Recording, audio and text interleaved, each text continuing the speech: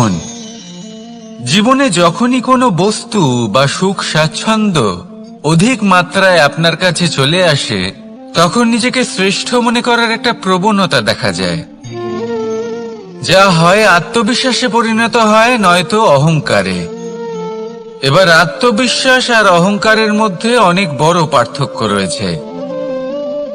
আমি এটা করতে পারি, আমি ওটাও করতে পারি, এ হলো আত্মবিশ্বাস। শুধুমাত্র আমি এটা করতে পারি, শুধুমাত্র আমি ওটাও করতে পারি, আমি হলাম সর্বশ্রেষ্ঠ, এটা হলো অহংকার। এবার এই অহংকারের ধ্বনি অনেক দূর প্রবাহিত হয়, আর এর প্রহার সর্বপ্রথম আপনাকে বিপর্যস্ত করে। এবার এই অহংকার এর বিপরীত শব্দ হলো বিনয়, অর্থাৎ নিজের ঊর্ধ্বে উঠে অন্যের বিষয়ে ভাবনা চিন্তা করা, সংসারের বিষয়ে ভাবা। এই বিনয়ী হবার চেষ্টা করুন, একের থেকে অনেক হওয়ার চেষ্টা করুন এবং একসাথে থাকার চেষ্টা করুন। নিশ্চিত রূপেই আপনি বিকাশের কারণ হবেন। মত্ততা থেকে নিজেকে দূরে রাখুন, অহংকার থেকে নিজেকে দূরে রাখুন। এই মন প্রসন্ন হয়ে বলবে, রাধা রাধা। জীবনে যখন কোনো ব্যক্তি নিজের লক্ষ্য প্রাপ্তির জন্য নিরন্তর পরিশ্রম করতে থাকেন, চেষ্টা করতে থাকেন, তখন তিনি কষ্ট অনুভব করেন, কখনো শারীরিক কষ্ট, কখনো মানসিক কষ্ট। এবার উনি এটা ভাবতে থাকেন যে আমি কি উচিত করছি নাকি অনুচিত করছি, কারণ অন্যদিকে এমন একজন ব্যক্তিও আছেন যিনি একদমই পরিশ্রম চেষ্টা করছেন না। তিনি মদিরা পান করেন, বিলাসিতায় জীবন কাটান, অলস প্রকৃতির হয়ে ওঠেন, নিদ্রাতে বিলীন হয়ে থাকেন আর ভাবেন যে তিনি সুখ লাভ করছেন। কিন্তু এরকম কেন হয়? কারণ যখন আমরা সৎ পথে থাকি, উচিত পথে চলি, লক্ষ্য প্রাপ্ত করার জন্য চেষ্টা করতে থাকি, তখন আমাদের ভেতরে থাকা নেতিবাচক শক্তি এবং পাপ এই দেহকে ত্যাগ করে দেয়। আর এই অনুভূতিটাই আমাদের দুঃখের অনুভূতি দেয়, কষ্ট দেয়। এবার সেখানে যদি আমরা কুপথে চলি, অনুচিত পথে চলতে থাকি, তাহলে আমাদের ভেতরে থাকা পুণ্য এবং ধনাত্মক শক্তি আমাদের দেহ ত্যাগ করে দেয়। আর এই অনুভূতির কারণেই আমরা সুখ অনুভব করি। কিন্তু কখনো ভাববেন যে এই সুখ বেশি সময় পর্যন্ত থাকে না। সেই জন্য সবসময় মনে রাখবেন, যদি আপনি জানেন যে এটাই আপনার লক্ষ্য, এটাই উচিত পথ, শুভ পথ, তাতে নিরন্তরভাবে এগিয়ে যেতে চেষ্টা করতে থাকুন। এই কষ্ট আপনাকে সুখের পরাকাষ্ঠায় কখন পৌঁছে দেবে তা আপনি জানতেই পারবেন না। আসুন আমার সাথে ভালোবেসে বলুন, রাধা রাধা। ঈর্ষা আমাদেরই মনে বসবাস করা আরো একটা শত্রু। তবে এই শত্রু কখনো কখনো আমাদের জন্য লাভদায়কও হতে পারে, কিন্তু যদি আমরা সতর্ক না থাকি তাহলে সেটা ততটাই ঘাতক হয়ে উঠতে পারে। যদি আপনার কোনো প্রতিদ্বন্দ্বী থেকে থাকে যে এগিয়ে চলেছে, তাকে দেখে আপনার মনে ঈর্ষা উৎপন্ন হয়, আর ঈর্ষাবশত আপনি নিরন্তর চেষ্টা করতে থাকেন, পরিশ্রম করতে থাকেন সামনে এগোনোর জন্য, তাহলে তার দ্বারা আপনার বিকাশই হবে। কিন্তু যদি আপনি নিজের বিরোধীকে শেষ করতে দেওয়ার জন্য অগ্রসর হন, তাকে বিনাশ করার জন্য অগ্রসর হন, তাহলে এই ঈর্ষা প্রথমে আপনার বিনাশ অবশ্যই করবে। একটা কথা আছে, এটা পশু প্রবৃত্তি, আপনি শুধুই নিজের বিকাশের কথা ভাববেন। তিনিই হলেন প্রকৃত মানুষ, যিনি অন্য মানুষের জন্য প্রাণও দিতে পারেন। এই ঈর্ষা যদি আপনাকে বিকাশের পথে নিয়ে যেতে পারে তাহলে খুবই ভালো, যদি আপনাকে অন্য কাউকে বিনাশ করে দেওয়ার পথে অগ্রসর করে, তাহলে তার থেকে দূরে থাকাই ভালো। যেমন ধরুন, আপনার কাছে একটা সূচ আছে, যার দ্বারা আপনি ছেঁড়া কাপড়ও সেলাই করতে পারবেন বা অন্য কারোর পাত্রে ছিদ্রও করে দিতে পারবেন। আপনি কি চাইবেন, নিজের বিকাশ নাকি অন্য কারোর বিনাশ? সিদ্ধান্ত আপনারই। আসুন আর আমার সাথে ভালোবেসে বলুন, রাধা রাধা। বিষ এবং অমৃত, এর ভিত্তিতেই সংসার চক্র চলতে থাকে। যখন সমুদ্র মন্থন হয়েছিল তখন এই দুই প্রাপ্ত হয়েছিল। প্রথমে বিষ পাওয়া গেল, তারপর অমৃত। জীবন মন্থন করলেও এগুলো লাভ করা যায়। এবার এই যে বিষ, তা হলো অমৃতের থেকে অনেক বেশি শক্তিশালী এবং সেই জন্যই অনেক বেশি ঘাতকও। এবার বোঝার চেষ্টা করি এই বিষ আসলে কি। যে কোনো বস্তু বা কোনো ভাব যদি মাত্রার থেকে বেশি পরিমাণে আপনার কাছে থাকে, প্রয়োজনের থেকে বেশি আপনার কাছে থাকে, তাহলে সেটা আপনার কাছে বিষ সমান হতে পারে। তা সে ধন হোক, শক্তি হোক, সম্মান হোক, ইত্যাদি ইত্যাদি। যদি আপনার কাছে এমন কিছু থেকে থাকে যা মাত্রার থেকে বেশি পরিমাণে আপনার কাছে আছে, তাহলে তাকে ভাগ করতে শিখুন। যদি আপনি ভাগ করতে শিখে যান, তাহলে এই বিষই আপনার জন্য অমৃতে পরিণত হবে, আর তাদের কাছেও অমৃত সমান হয়ে উঠবে যাদের এই সাহায্যের প্রয়োজন। তাহলে ভাগ করে নিতে শিখুন আর আমার সাথে ভালোবেসে বলুন, রাধা রাধা। কোনো বাড়িতে, কোনো পরিবারে যখন কারোর জন্ম হয়, তখন তা কত সুখের মুহূর্ত হয়। সেই ছোট্ট সন্তান যখন কিছুটা বড় হয়, সে হাঁটার চেষ্টা করে, আর সেই প্রক্রিয়াতেও খুব বড় একটা শিক্ষা লুকিয়ে রয়েছে, ঠেলে দেওয়া। যখন আপনি হাঁটতে চান, সামনে এগোতে চান, তখন আপনি কি করেন? নিজের পায়ের তলার যে মাটি, তাকে আপনি পেছনে ঠেলে দেন। ব্যাস, এই একই জিনিস তো জীবনেও শিখতে হবে। এবার যদি আপনি জ্ঞানের পথে অগ্রসর হতে চান, তাহলে অজ্ঞানতাকে পেছনে সরিয়ে দিতে হবে। যদি আপনি প্রকাশের দিকে এগোতে চান, তাহলে অন্ধকারকে পেছনে সরিয়ে দিতে হবে। যদি আপনি ভবিষ্যতে সফল হতে চান, তাহলে অতীতের যে অসফলতাগুলিকে পেছনে সরিয়ে দিতে হবে। যে জল বইতে বইতে থেমে যায়, তাকে আমরা নালা বলে থাকি। তার থেকে দুর্গন্ধ বের হয়। কিন্তু যে জল বইতেই থাকে, তাকেই আমরা পবিত্র জল বলি। তাহলে আপনিও কর্ম করতে থাকুন, কখনো থামবেন না, আর আমার সাথে ভালোবেসে বলুন, রাধা রাধা। যোগাসন। যোগাসনে আসন অত্যন্ত গুরুত্বপূর্ণ। এবার আমি বলবো সবথেকে শ্রেষ্ঠ আসন কোনটি।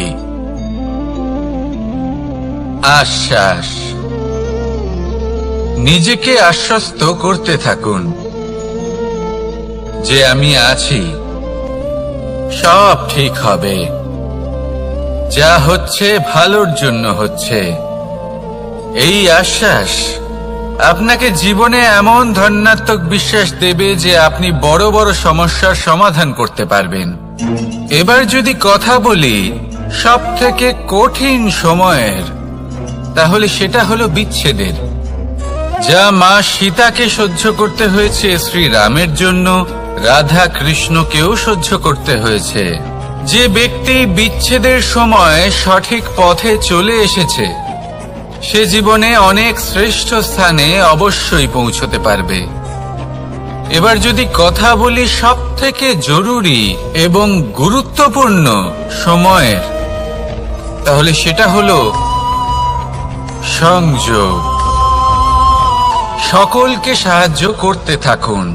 আপনি অন্যদের সাহায্য করে তাদের যত আনন্দ দিতে পারবেন, ততটাই আনন্দ আপনারও জীবনে অবশ্যই আসবে।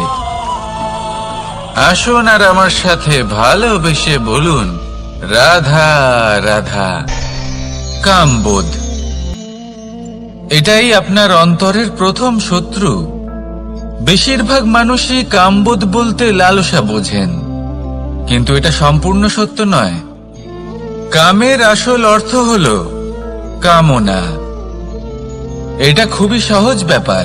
মনুষ্য শরীর থাকলে, মানুষের মন থাকলে এই কামনা অবশ্যই থাকবে। এবার এটাই দেখতে হবে যে এই কামনা নেতিবাচক কামনা নাকি ইতিবাচক কামনা। অন্য কারোর জিনিসে নজর দেওয়া, অন্য কোনো মানুষের উপর নজর দেওয়া, কোনো অনুচিত বস্তুর দিকে নজর দেওয়া, এই নেতিবাচক কামনা। আর এই দুষ্কামনা মানুষকে দিয়ে অপকর্ম করাবেই করাবে। তাই মনে রাখবেন, যে ব্যক্তি নিজের কামনাকে নিয়ন্ত্রণে রাখতে পারেন তিনি সঠিক পথেও থাকেন, সঠিক লক্ষ্যে পৌঁছতেও পারেন। যিনি কামনা নিয়ন্ত্রণে রাখতে পারেন না তিনি তার পথও হারিয়ে ফেলেন এবং লক্ষ্যচ্যুতও হন। তাই মনে রাখবেন, নিজের কামনাগুলিকে নিয়ন্ত্রণে রাখুন। কাম নামক এই শত্রুর ওপর বিজয় লাভ করুন আর আমার সাথে ভালোবেসে বলুন রাধা রাধা। ক্রোধ, আপনার অন্তরের আরো একটা শত্রু। এই ক্রোধ আসলে কি? আপনার মনের এক ভাবনা, যা আপনার মনেই উৎপন্ন হয়। এই মন আত্মার সাথে যুক্ত থাকে। এখন একটা ভাবনা যা আত্মার সাথে যুক্ত থাকে তাকে অনুচিত কেন বলা হয় সেটা বোঝার চেষ্টা করুন। ক্রোধ কখনো কখনো জরুরি হয়, বিশেষ রূপে তখন যখন আপনি সঠিক পক্ষে দাঁড়িয়ে রয়েছেন এবং সামনের ব্যক্তি অধর্মের পক্ষে রয়েছেন আর বিনম্রভাবে মানছেন না। যেমন শ্রীরাম ক্রুদ্ধ হয়েছিলেন সাগরের ওপর। ওটা উচিত ছিল, আর তা ততক্ষণই উচিত যতক্ষণ আপনি ক্রোধকে নিয়ন্ত্রণ করছেন। যদি ক্রোধ আপনাকে নিয়ন্ত্রণ করতে শুরু করে তাহলে পরিস্থিতি এমনও হতে পারে, ধরুন একজন ব্যক্তির প্রতি ক্রোধের কারণে আপনি তার ক্ষতি করতে চান। আপনি একটা কয়লা হাতে নিলেন আর সেই কয়লা সামনের ব্যক্তির ক্ষতি করার পূর্বে আপনার হাত জ্বালিয়ে দেবে। ব্যাস, ক্রোধ এটাই করে। সর্বপ্রথম আপনার ক্ষতি করে, আপনার বিবেক হরণ করে নেয়।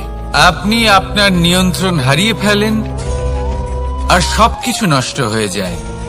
বেশিরভাগ মানুষ ক্রোধে এমন সিদ্ধান্ত নেন যে সেটা তাদেরই বিনাশের কারণ হয়ে দাঁড়ায়। আর কিছু মানুষ বলেন যে আমাদের জীবনে এত যন্ত্রণা আছে, এত সংকট আছে যে ক্রোধ উৎপন্ন হবেই। আর এরকম সময় এটাই উচিত হবে যে আপনি নিজেকে ক্রোধের থেকে দূরে রাখুন আর তারপর সমস্যার নিবারণ করুন। আর এই নিবারণই আপনার জীবনকে একটা শ্রেষ্ঠ স্তরে পৌঁছে দেবে। তাহলে ক্রোধ থেকে দূরে থাকুন, সুপ্রসন্ন থাকুন আর আমার সাথে ভালোবেসে বলুন রাধা রাধা। লোভ, আপনার অন্তরের আরো একটা শত্রু। দেখতে গেলে এটা একটা শব্দ, একটা সংস্কৃত শব্দ। লব ধাতু থেকে উৎপন্ন হয়েছে। এর অর্থ কিছু লাভ করা। কিছু লাভ করা অনুচিত নয়, আরো কিছু লাভ করাও অনুচিত নয়, কিন্তু সব থেকে বেশি আমি লাভ করব। আমি আরো চাই, আরো বেশি চাই, আরো বেশি পেতে চাই। এটাই হলো লোভ। আর এই লোভ যখন গ্রাস করে তখন আপনি যা পেতে চান, সে ধনী হোক বা মানই হোক, তা অর্জন করার জন্য মানুষ যে কোনো স্তরে পৌঁছে যেতে পারে। যদি মানুষ ধন অর্জন করতে চান তাহলে তার জন্য তারা অধর্মের পথেও চলতে পারেন। যদি সম্মান অর্জন করতে চান তাহলে অন্য মানুষকে ছোটও করতে পারেন। শেষ পর্যন্ত আপনার এটা মনে হতে পারে যে যদি একটু অল্পই প্রাপ্ত করতাম কিন্তু ভালোবেসে প্রাপ্ত করতাম, এই জীবন আরো অনেক বেশি সুখী হতো। লোভ আপনার জীবনে, আপনার মনে কখন যে প্রবেশ করবে সেটা আপনি জানতেও পারবেন না। তাই এটা চিনতে শিখুন আর তৎক্ষণাৎ জীবন থেকে বাইরে ফেলে দিন। যা কিছু লাভ করতে চান তা ভালোবেসে লাভ করুন, আর সেই ভালোবাসার সাথেই বলুন রাধা রাধা। মোহ আপনার অন্তরের আরো একটা শত্রু। এবার মানুষ প্রেম আর মোহের মধ্যে পার্থক্য বুঝতে পারে না। কিছু মানুষ ভাবে যে মোহর মধ্যে খারাপ কি আছে। যদি কোনো মানুষের তার বাবা মার প্রতি, তার সন্তানের প্রতি মোহ থাকে, তবে খারাপ কি আছে? খারাপ আছে, আর সেটা তাদের জন্য খারাপ হতে পারে যাদের প্রতি আপনার এই মোহ আছে। এবার মোহ আর প্রেমের মধ্যে পার্থক্য আপনাকে বোঝাচ্ছি। মোহ শুধুমাত্র পেতে চায়, সেখানে প্রেম শুধুমাত্র দিতে শেখায়। এই দুই পরিস্থিতিতেই আপনার হাত প্রসারিত থাকে। মোহের ক্ষেত্রে কোনো বস্তু বা কোনো ব্যক্তিকে লাভ করার জন্য, আর প্রেমে শুধুই প্রদান করার জন্য। মোহর বশে আপনার পায়ে বাঁধন পড়ে যেতে পারে। যদি মাতা পিতার তার সন্তানের প্রতি মোহ থাকে, তাহলে তারা তাদের সন্তানকে কখনো দুঃখে, চিন্তায়, যন্ত্রণায় দেখতেই পারবে না। সেই জন্য তারা সন্তানকে বেঁধে রাখতে চান একটা সুরক্ষিত ক্ষেত্রে, যেখান থেকে না তারা সংসারকে দেখতে পায়, না পরখ করতে পারে, না কিছু শিখতে পারে, না বিকট পরিস্থিতির সম্মুখীন হতে পারে। ঠিক যে কারণে তারা দুর্বল হয়ে পড়ে, অজ্ঞানী হয়ে ওঠে। তাদের বিকাশ সেখানেই স্তব্ধ হয়ে যায়, আর সেখানে প্রেম শুধুমাত্র বিকাশের পথে নিয়ে যায়। মা বাবা যদি সন্তানকে ভালোবাসেন, তাহলে তাকে ছেড়ে দেন যে যাও সংসারকে দেখো, পরখ করো আর শেখো। কিভাবে এর সাথে লড়াই করতে হবে সেটা নিজে শেখো। নিজের শক্তি নিজেই বাড়িয়ে তোলো, নিজের পথ চয়ন করো। সেই জন্য এই মোহর শিকল ভেঙে ফেলুন আর প্রেমকে আপন করে নিন। আর এই প্রেম দ্বারাই বলুন রাধা রাধা। মানুষ বড়ই বিচিত্র প্রাণী। অধিক থেকে অধিকতর ধন লাভ করার চেষ্টায় নিজের শরীরকে নষ্ট করে ফেলেন, নিজের শক্তি হারিয়ে ফেলেন, নিজের সামর্থ্য হারিয়ে ফেলেন। আর যে ধন লাভ করেন সেটা কোথায় যায়? সেই শক্তি, সেই সামর্থ্যকে আবার ফিরে পাওয়ার জন্য। আর কিছু মানুষ জীবন এমন ভাবে যাপন করেন যেন তা কখনোই শেষ হবে না। কিন্তু শেষ তো সবারই হবে। আর যখনই শেষটা কাছে চলে আসে, তখন মানুষ এটা বুঝতে পারেন যে সে জীবনকে উপভোগ করেননি। তার কারণটা কি? লালসা। এই লালসা জন্ম দেয় লোভকে, আর এই লোভ জন্ম দেয় আপনারই বিনাশকে। সেই জন্য আজ আপনার কাছে যা কিছু আছে, যেমনটা আছে, তার সাথে জীবন যাপন করুন, পূর্ণরূপে যাপন করুন। আপনার কাছে যতই ধন, শক্তি, মান থাকুক, তা সবার মধ্যে ভাগ করতে শিখুন। ভাগ করলে ভালোবাসা বাড়ে, আর এই ভালোবাসা দ্বারা জীবন আরো সুখময় হয়ে ওঠে। তাহলে আসুন আর আমার সাথে ভালোবেসে বলুন রাধা রাধা। জ্ঞান এবং অহংকার, এই দুইয়ের মধ্যে সম্পর্ক কোথায়? সম্পর্ক ঠিক সেরকম যেরকম হাত এবং কাঁকনের, যেমন চোখ এবং দৃষ্টির সম্পর্ক। এবার আপনি বলবেন, এ আমি কি বলছি? জ্ঞান এবং অহংকারের এমন সম্পর্ক কি করে হতে পারে? দেখুন, যে ব্যক্তি শক্তি অনুভব করতে চাই,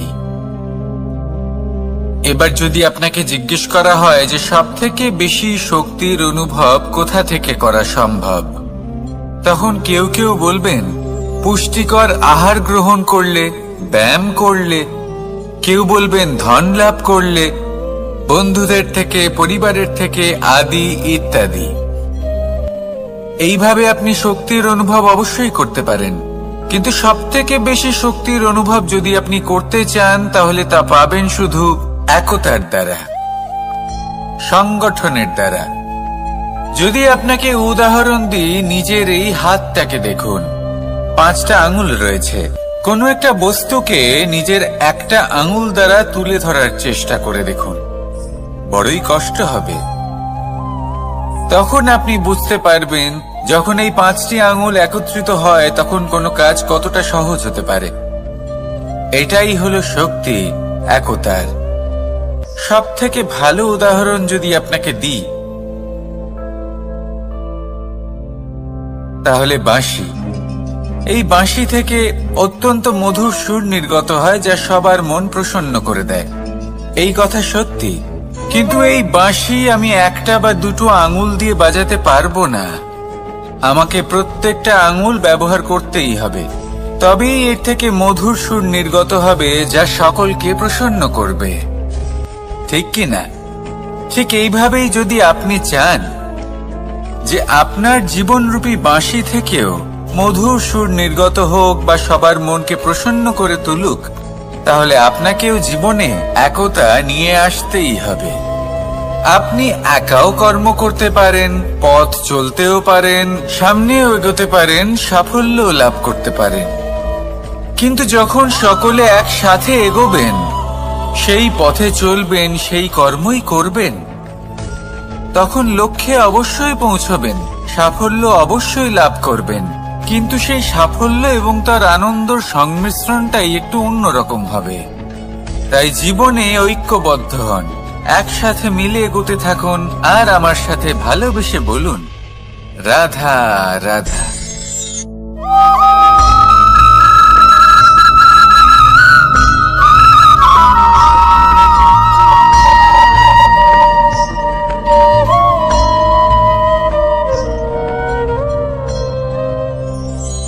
আমাদের শরীর প্রকৃতির সর্বশ্রেষ্ঠ রচনা। যে অঙ্গ প্রত্যঙ্গ আমরা লাভ করেছি, প্রত্যেকটির মধ্যে একটি নিজস্ব বার্তা রয়েছে। একটু ভেবে দেখুন, দুটি চোখ দিয়েছে দেখার জন্য, দুটি কান দিয়েছে শোনার জন্য, নাসিকাও আছে দুটি, দুটি হাত দিয়েছে দ্বিগুণ পরিশ্রম করার জন্য। কিন্তু জীব শুধুমাত্র একটি। তার উপরেও তীক্ষ্ণ বলিষ্ঠ দাঁত দিয়েছে তার রক্ষার জন্য। কখনো ভেবে দেখেছেন কেন?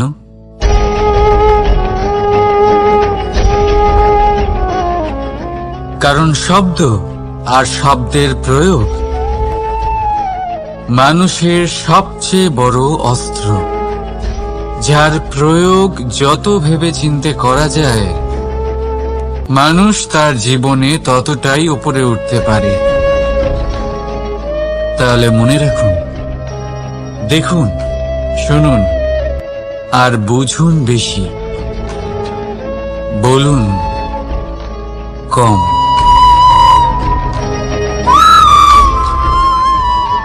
রাধা রাধা। মানুষ ভাবেন যে ধন অর্জন করা হলো অত্যন্ত গুরুত্বপূর্ণ। তিনি আজীবন ধন অর্জন করতে থাকেন, ধন অর্জন করার চেষ্টা করতে থাকেন। সে যাই হয়ে যাক না কেন, পরিশ্রম করতে থাকেন। স্বাস্থ্যের দিকে নজর দেন না, না উচিত সময় খাবার খান, না উচিত সময় ঘুমোতে যান, না পর্যাপ্ত সময় পর্যন্ত ঘুমন, কিছুই না। ধন অর্জন করতেই থাকেন, করতেই থাকেন। আর কিছু সময় পরে যখন তিনি অসংখ্য ধন লাভ করে ফেলেন, তখন তার সাথে ওনার শরীরে অনেক রোগ বাসা বাঁধে। এইসব রোগের উপচার করতে করতে সেই সমস্ত ধন যা উনি অর্জন করেছেন, তা তিনি ব্যয় করে ফেলেন। শেষ পর্যন্ত কি হয়? আমরা যেভাবে এসেছি ঠিক সেইভাবেই ফিরে যাই, ধন এখানেই থেকে যায়।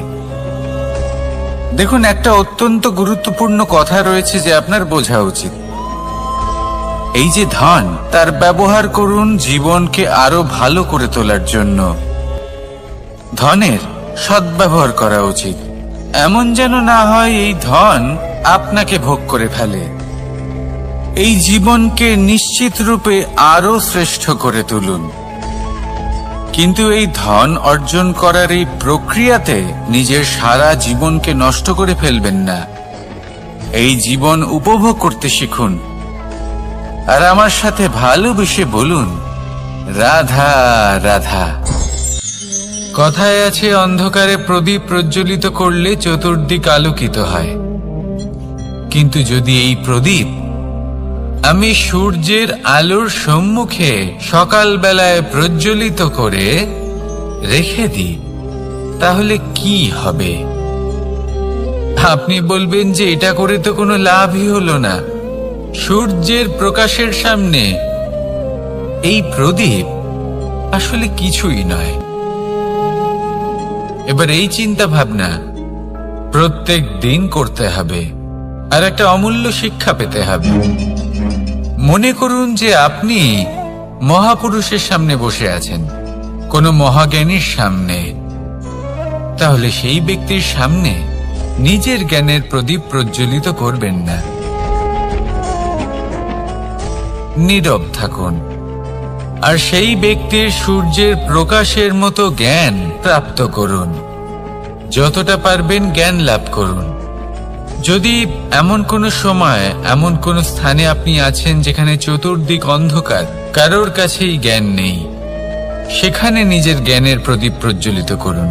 এমন করলে দুদিক থেকেই আপনার লাভ হবে। আপনার জ্ঞান প্রাপ্তিও হবে, আর জ্ঞানের সঠিক প্রয়োগও করতে পারবেন। আর এই মন প্রসন্ন হয়ে বলবে, রাধা রাধা। মানুষের মধ্যে একটা বিচিত্র প্রবৃত্তি থাকে, অন্য সকলের বিষয়ে, তাদের জীবনের বিষয়ে, তাদের ব্যক্তিত্বের বিষয়ে, তাদের ভবিষ্যতের বিষয়ে অনুমান করা। এটা হলো অনুচিত। কারোর অতীতকালকে দেখে লোকে ভবিষ্যৎ বলে দিতে পারেন, বর্তমানকে দেখে ভবিষ্যতের বিষয়ে অনুমান করে ফেলেন। উদাহরণ দিতে হলে বলবো, কোনো দাসকে দেখুন, ওকে দেখে লোকে বলে যে ওর ভবিষ্যৎ সেটাই হতে পারে, অনুমান করে ফেলেন। আর এই রাজাকে দেখুন, উনি তো কত সুখী হবেন, উনি তো জগতের সব থেকে অধিক সুখী মানুষ, কত সুখ সুবিধা আছে ওনার কাছে, ধারণা করে ফেলেন। তবে সত্য তো এটাই যে কারোর ব্যক্তিত্বের বিষয়ে, তাদের ভবিষ্যতের বিষয়ে আপনি পূর্ণ সত্য কখনোই বলতে পারবেন না, শুধু অনুমান করতে পারবেন। আর এই অনুমান করে সত্যি কোনো লাভ হয় না, কারণ এই কাল সেটা হলো অত্যন্ত শক্তিশালী। কালো থেকে কালোতর কয়লাকেও হিরেতে পরিণত করতে পারে, অনেক বড় বড় রাজাকেও বিদূষক বানিয়ে ফেলতে পারে এক মুহূর্তেই। তাহলে আপনি অনুমান করে কি লাভ? কি পেলেন অনুমান করে? সেই জন্য কারোর বিষয়ে কোনো অনুমান করবেন না, তার ভবিষ্যতের বিষয়ে অনুমান করতে যাবেন না, কারোর বিষয়ে কোনো ধারণা করে নেবেন না। কিছু করতে হলে ভালোবাসুন, সবার মধ্যে ভালোবাসা ছড়ান, সবার মধ্যে ধন্যাত্মক ভাব ছড়ান। এই মন প্রসন্ন হয়ে বলবে, রাধা রাধা। কেউ বলে জীবন খুব ক্ষণস্থায়ী, কেউ বলে জীবন হলো একটা সুন্দর স্বপ্নের মতো, আবার কেউ বলবে জীবন হলো এক কঠোর সত্য। কিন্তু জীবন আসলে কি? জীবন হলো আপনারই প্রতিবিম্ব, একটা দর্পণ। অর্থাৎ আপনি জীবনকে সেইভাবেই পাবেন যেরকম আপনি নিজেকে প্রতিপন্ন করবেন। যদি আপনি দর্পণের দিকে তাকিয়ে হাসেন, তাহলে আপনি সামনে হাসি মুখী দেখতে পাবেন। এবার যদি আপনি গম্ভীর হয়ে থাকেন, তাহলে আপনি একজন রুষ্ট ব্যক্তি দেখতে পাবেন। শেষে সবথেকে বেশি গুরুত্বপূর্ণ হলো আপনার চেষ্টা। আপনাকে সবসময় চেষ্টা করতে হবে যাতে আপনি নিজেকে প্রসন্ন এবং ইতিবাচক মনোভাবে রাখেন। এটা হলো আপনারই উত্তরদায়িত্ব, তাকে পালন করুন। এই মনকে প্রসন্ন রাখুন, এই সংসারকে সুন্দর বলে মনে হবে। আর এই মন প্রসন্ন হয়ে বলবে, রাধা রাধা। মানুষের একটি সমস্যা আছে যে মানুষ সাফল্যকে মাপতে থাকেন, লক্ষ্যপ্রাপ্তিকে মাপতে থাকেন এবং তার তুলনা করতে থাকেন যে ও এত কিছু পেল আর আমি পেলাম না। ওর কাছে এত কিছু আছে কিন্তু আমার কাছে নেই। এই তুলনা করার জন্য ওনারা দুঃখী হয়ে পড়েন, নিরাশ হয়ে পড়েন। তাই আমি একটা প্রশ্ন করছি যে এটা কি উচিত? এই সংসারে আপনি কি নিয়ে তুলনা করবেন, যেখানে সূর্যদেব চন্দ্রমা দুজনেই আছেন, দুজনেই হলেন বিশেষ, দুজনেই নিজ নিজ সময়ে উদিত হন। এদের মধ্যে একজন না থাকলে তাহলে আমাদের জীবন কঠিন হয়ে পড়বে। ঠিক সেইভাবেই আপনি যদি একটা বড় রেখা অঙ্কন করেন তাহলে অন্য রেখাটি ছোট হয়ে পড়ে না, সে তেমনই থাকে যেমনটা সে ছিল। আপনার অস্তিত্ব কখনো ছোট বা বড় হতে পারে না। শুধু তুলনা করার জন্য আপনার এটা মনে হতে পারে। যদি আপনি যুদ্ধ করতে চান আপনার তলোয়ারের প্রয়োজন পড়বে। যদি বস্ত্র তৈরি করতে চান এত বড় তলোয়ার দিয়ে কিছুই হবে না, তখন প্রয়োজন পড়বে একটা ছোট্ট সূচের। তাই তুলনা করবেন না, না নিজেকে ছোট মনে করবেন না অন্য কাউকে।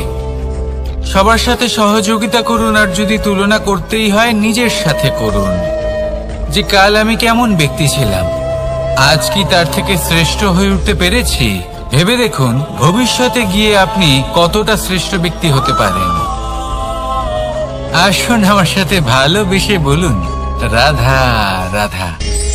এই সংসারের সব থেকে গুরুত্বপূর্ণ তত্ত্ব কোনটা? প্রথম হলো সময়।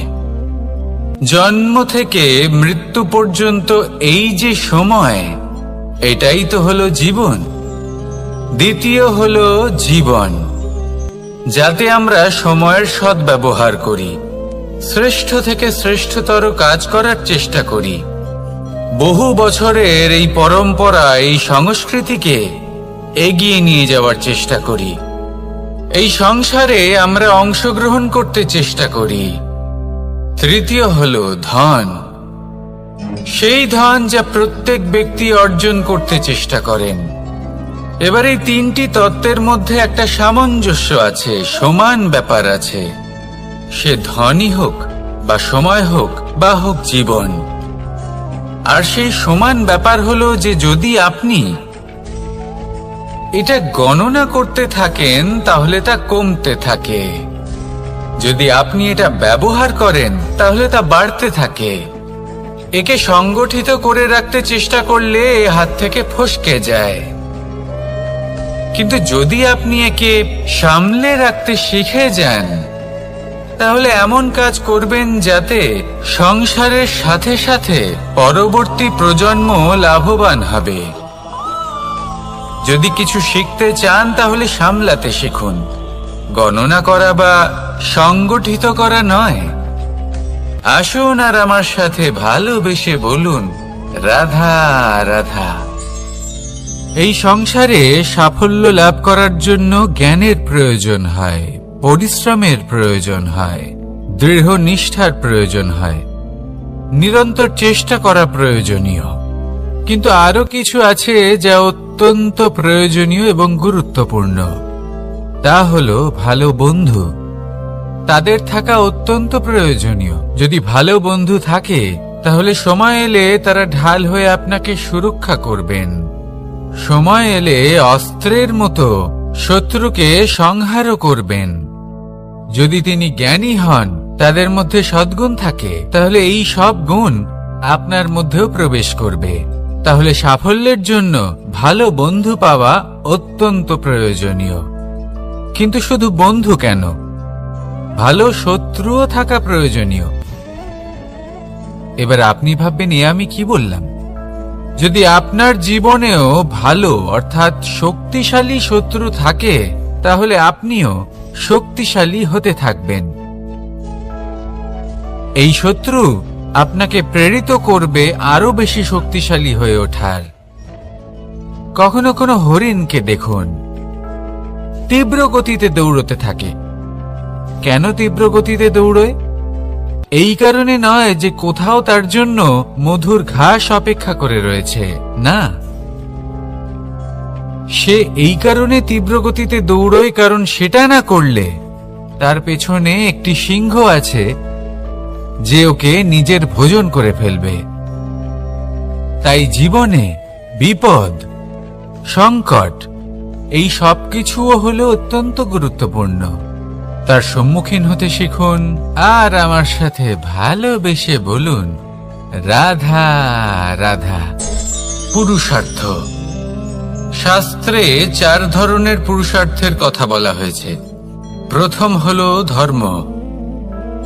আপনি কি জানেন এই ধর্ম আসলে কি?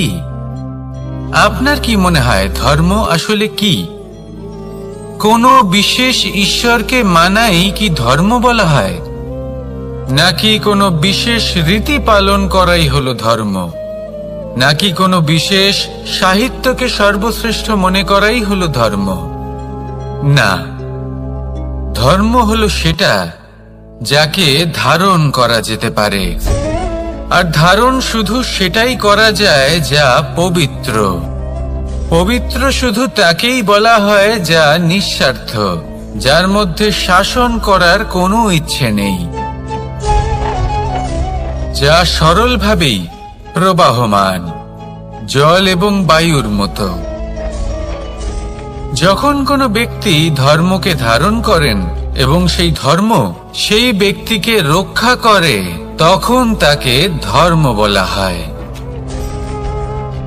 ধর্ম যা রক্ষা করে অহংকার থেকে, খারাপ চিন্তার হাত থেকে। সেই জন্য পুরুষার্থ গড়ে তোলার আগে, ধর্ম পালন করার আগে ধর্মের প্রকৃত অর্থ কি সেটা বুঝে নিন।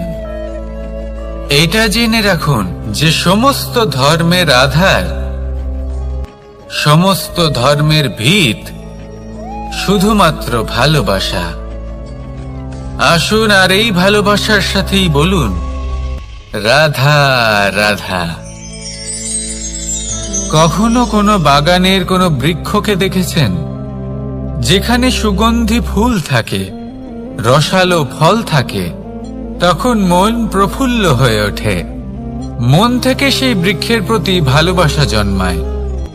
কিন্তু যিনি বাগানের মালিক, শুধুমাত্র তিনিই জানেন যে কিভাবে এই বৃক্ষকে আগলে রাখতে হয়, কিভাবে তার পরিচর্যা করলে এতে সুন্দর সুগন্ধি ফুল হবে, রসালো ফল হবে। কখনো কখনো প্রয়োজনের থেকে বেশি রোদ পেলে এই বৃক্ষগুলি শুকিয়ে যায়, প্রয়োজনের থেকে কম রোদ পেলেও এই বৃক্ষ কিন্তু শুকিয়ে যায়। প্রয়োজনের থেকে কম জল যদি পায়, এই বৃক্ষ শুকিয়ে যেতে পারে। প্রয়োজনের থেকে অতিরিক্ত জল যদি পায়, তখনও এই বৃক্ষের শিকড়গুলি নষ্ট হয়ে যেতে পারে। এবার এটাই কিন্তু আমাদের সংসারের সাথেও হয়। আমাদের সংসারের সকল প্রতিভাশালী ব্যক্তি, যেমন লেখক, বিচারক, প্রবক্তা, যোদ্ধা, এদের সবার ক্ষেত্রে এই কথাটাই প্রযোজ্য। যদি বেশি প্রশংসা করা হয়, তাহলেও এরা হারিয়ে যাবেন। প্রয়োজনের থেকে বেশি যদি নিন্দা করা হয়, তখনও তারা নত হয়ে পড়বেন। তাহলে আজ আমি এদের রক্ষা করব এবং নিজেদেরও। এটা কোনো এক সময়ের কথা। একটা দুজন বোন জাঁতাকলে গম পিষাই জেনে রাখুন কখন কোন নিন্দায় আপনি লজ্জিত হবেন ছিলেন।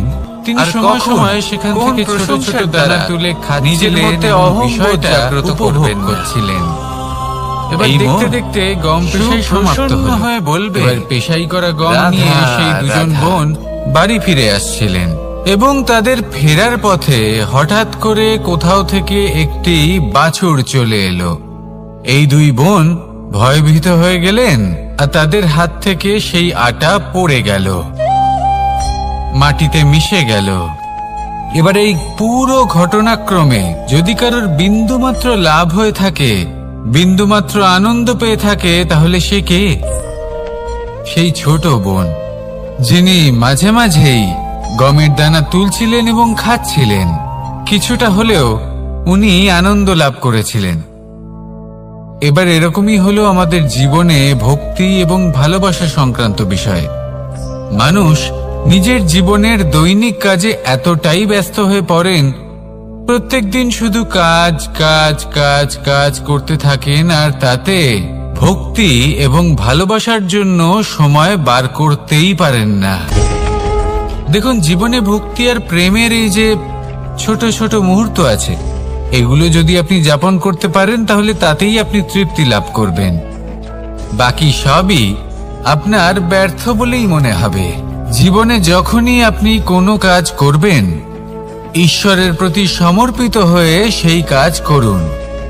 আর যখনই সময় পাবেন, তাহলে সেই সময় নিজের আপনজনদের দিন। যাদের আপনি ভালোবাসেন তাদের প্রতি যত্নবান হন, তাদের শুভাকাঙ্ক্ষী হন।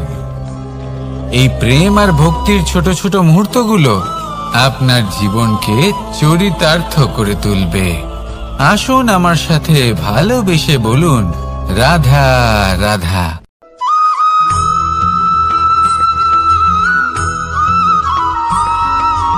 অনেক সময় আমরা জীবনে অনেক মানুষকে এমন বলতে শুনে থাকি যে আমি অসফল হয়েছি কারণ আমার সময় ভালো যাচ্ছিল না। আমি এই জিনিসটা লাভ করতে চাইছিলাম কিন্তু করতে পারলাম না কারণ আমার সময়টা ভালো যাচ্ছিল না। আমি আমার জীবনে ওই মহান কাজটা করতে চাইছিলাম কিন্তু করতে পারলাম না। কেন? কারণ আমার সময়টা ভালো যাচ্ছিল না। কিন্তু যে মুহূর্তে ভালো সময় আমার জীবনে আসবে, আমি সব কিছু প্রাপ্ত করব। এমন প্রায় প্রত্যেকেই বলেন। আসুন একটা কথা বোঝা যাক। একজন মালিকে দেখুন, সে প্রত্যেক দিন গাছের সেবা করে, তাকে জল দেয়, তার যত্ন আত্তি করে। কেন? প্রত্যেক দিন সেই গাছ ফল দেয় না। সঠিক সময় এলে তবেই সেই গাছ ফল দেয়, কিন্তু প্রত্যেক দিন মালি তার সেবা করে, তাকে যত্ন করে। শুধুমাত্র তখন করে না যখন সেই গাছ ফল দিতে সক্ষম। আর যদি মালি গাছের যত্ন প্রতিদিন না করে, তাহলে হয়তো সেই গাছ ফল দিতেই পারবে না। এটাই হলো আমাদের জন্য একটা শিক্ষা। যখন সময় আমাদের জন্য অপেক্ষা করে না, তখন আপনি সময়ের জন্য কেন অপেক্ষা করছেন? ভালো সময়ের জন্য অপেক্ষা করবেন না। ভালো এবং শুভ কর্ম দ্বারা ভালো সময়কে নিজের কাছে টেনে আনুন। নিরন্তর কর্ম করুন, পরিশ্রম করতে থাকুন। শুভ সময় আপনা থেকেই আপনার কাছে আসবে। আসুন আমার সাথে ভালোবেসে বলুন, রাধা রাধা।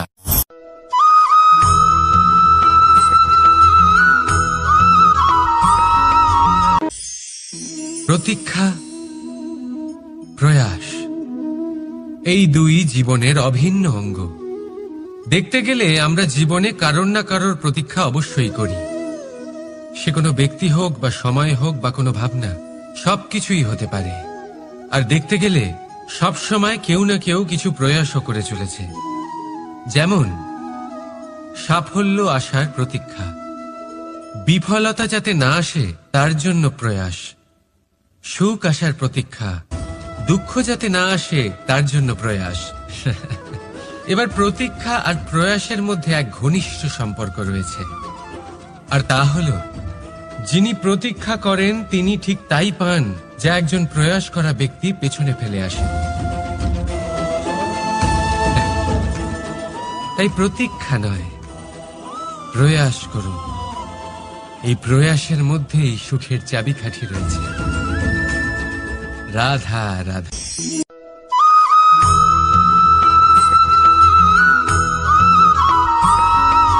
আমাদের জীবনে অনেক ধরনের ব্যক্তি এসে থাকেন। কেউ কেউ আমাদের সাথে থেকে যান, কেউ আমাদের থেকে দূরে চলে যান। কেউ ভালো মানুষ হন, কেউ খারাপ মানুষ। কিন্তু আমরা সবসময় সেই সময়টাকে নিয়ে দুঃখ প্রকাশ করি যখন আমাদের জীবনে কোনো খারাপ ব্যক্তি প্রবেশ করেন। তারা আমাদের খারাপ অনুভূতি দেন, দুঃখ দেন, কষ্ট দেন। আমরা সবাই তাকে ভালো মন্দ কথা বলি। কিন্তু কেন? এমন বিভিন্ন ধরনের মানুষ, খারাপ মানুষ, ভালো মানুষ সবার জীবনেই আসেন। এবং সকলকেই একটা অমূল্য শিক্ষা দান করে যান। এবার আপনি নিজেই ভেবে দেখুন, জীবনে যখন প্রথমবার আপনি আগুন স্পর্শ করেছিলেন তখন আপনি একটা শিক্ষা লাভ করেছিলেন যে আমাকে আগুনের থেকে একটু দূরে থাকতে হবে। তারপর আস্তে আস্তে আপনি শিখলেন যে কিভাবে এই আগুনকে নিয়ন্ত্রণে রাখতে হবে। তারপর আপনি শিখলেন যে কিভাবে নিজের জীবনে তাকে প্রয়োগ করতে হবে, তা সে অন্ধকারে প্রকাশ লাভ করার জন্য হোক বা খাবার বানানোর জন্য। সেইভাবেই কোনো খারাপ ব্যক্তি যখন আপনার জীবনে আসে কোনো শিক্ষা দিয়ে যান, তার প্রতি কৃতজ্ঞ থাকুন। তার বিষয় খারাপ ভাবার বা খারাপ অনুভূতি নিয়ে থাকার কোনো প্রয়োজন নেই। সেই শিক্ষা লাভ করুন, ইতিবাচক মনোভাব নিয়ে জীবনের সামনে এগোতে থাকুন। কেউ নেই যিনি আপনাকে বাধা দিতে পারেন। আসুন আমার সাথে ভালোবেসে বলুন, রাধা রাধা।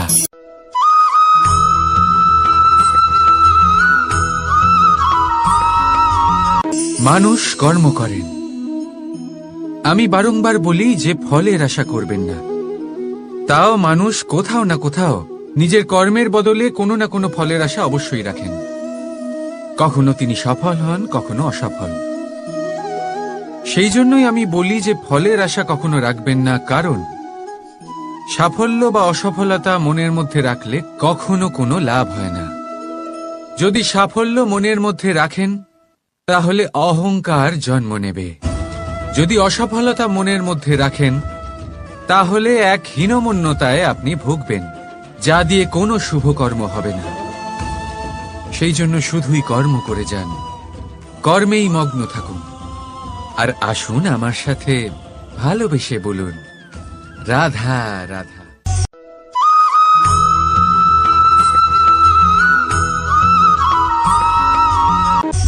বন্ধু আর শত্রু, প্রত্যেকের জীবনের একটা বড় অংশ এর উপরে নির্ভরশীল হয়ে থাকে। আপনার জীবনে সফলতা আর অসফলতাও এর উপরে নির্ভরশীল। কিন্তু এই বন্ধু এবং শত্রুদের খুঁজে পাওয়ার জন্য আপনাদের বাইরে যাওয়ার প্রয়োজন নেই, কারণ এরা স্বয়ং আপনার ভেতরেই আছে। আপনি যদি বিনম্র থাকেন, যদি আপনি নিরন্তর প্রয়াস করতে পারেন, তাহলে আপনার কোনো বন্ধুর প্রয়োজন নেই। যদি আপনার মধ্যে অহংকার থাকে, যদি প্রতি কথায় আপনার মধ্যে ক্রোধ উৎপন্ন হয়, তাহলে আপনার শত্রুর কোনো প্রয়োজনই নেই। নিজের অন্তরের এই বন্ধু ও শত্রুকে চিনুন, আর আমার সাথে ভালোবেসে বলুন, রাধা রাধা।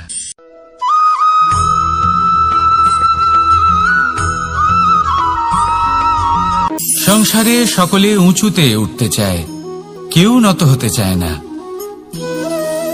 সবাই এটা মনে করে যে নত হওয়ার অর্থ হলো তাদের আত্মসম্মান এবং অহংবোধের বিরুদ্ধাচরণ করা।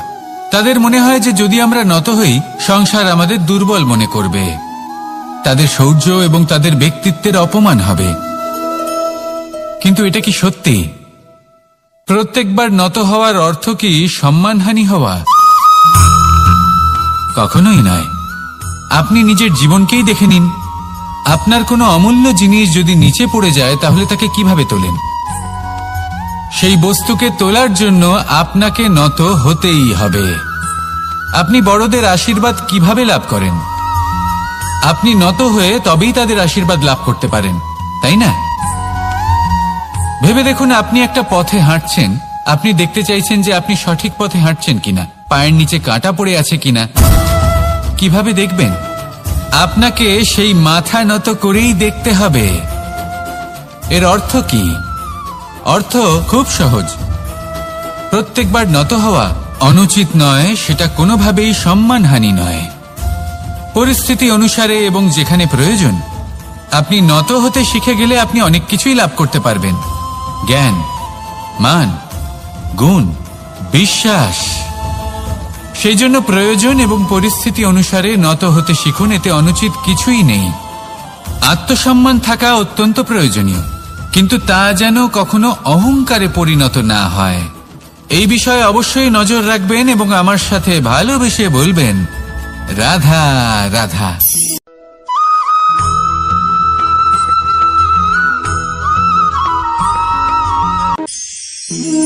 একে চিনতে পারলেন? একে কুঠার বলা হয়। আপনারা জীবনে কোথাও না কোথাও কোনো না কোনো রূপে এটা দেখেই থাকবেন। একটা ব্যাপার নিশ্চিত, এই কুঠার ছাড়া কোনো বৃক্ষকে কাটতে পারা সরল নয়। এবার আপনি কখনো এটা ভেবেছেন, এই কুঠার, এর এই অংশ, এর মুখটাই যদি না থাকে তাহলে কি হবে? এ শুধুমাত্র কোনো বৃক্ষই নয়, তার কোনো ডালও কাটতে সক্ষম হবে না। এবারে ভাবুন, এই শুকনো কাঠের হাতল এ আমরা কোত্থেকে পেলাম? কোনো এক বৃক্ষ থেকেই। সেই ডাল যাকে কেটে ফেলা হয়েছিল, এক বৃক্ষকে কাটার জন্য এই ডালই শস্ত্ররূপে প্রস্তুত। আমাদের জীবনে আমাদের প্রিয়জন, আমাদের আপনজন যখন সময় কখনো কখনো তাদের সঙ্গ না দেয়, যদি তারা দৈন্য দশায় থাকেন, তাহলে তাদের সঙ্গ কখনো ছাড়বেন না। ওনাদের প্রয়োজন শুধুমাত্র মনোবল, তা তাদের দিন। তাদের সাহায্য করা আপনার কর্তব্য। হয়তো তাদের সাথে থেকে আপনার কোনো লাভ হবে না, কিন্তু তাদের দূরে থাকাতে আপনার ক্ষতি অবশ্যই হতে পারে। সর্বদা সাহায্য করুন। সঠিক সময় আসলে তা আপনার সহায়ক অবশ্যই হবে। রাধা রাধা।